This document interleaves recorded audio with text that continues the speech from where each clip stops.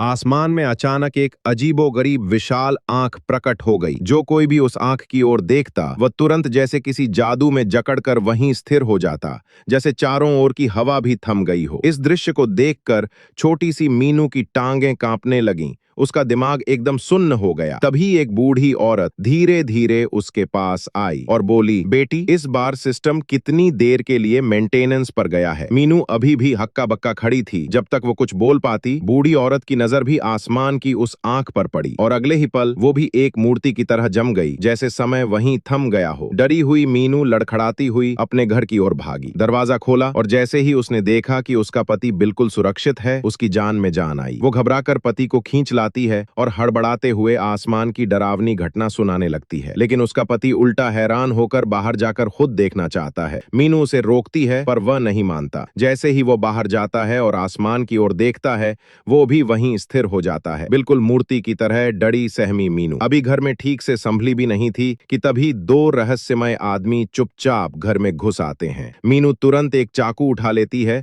और उन्हें डराने की कोशिश करती है, लेकिन वे दोनों बेहद शांत रहते हैं। उनमें से एक ने बस हाथ उठाया और मीनू के हाथ से चाकू गायब हो गया। मीनू की आंखों में हैरानी थी। तब उन दोनों ने एक खौफनाक सच बताया। असल में मीनू एक वर्चुअल गेम की दुनिया में फंसी हुई है। असल दुनिया में गेम खेलते समय उसे दिल का दौरा पड़ा और उसकी मौत हो गई। उसकी चेतना इस वर्चुअल दुनिया में कैद हो गई है, जिससे वो कभी वापस नहीं जा सकती। ये सुनकर मीनू जमीन पर बैठ गई और उसकी आंखों से आंसू बहने लगे। लेकिन अब इस सच्चाई से भागने का कोई रास्ता नहीं बचा था।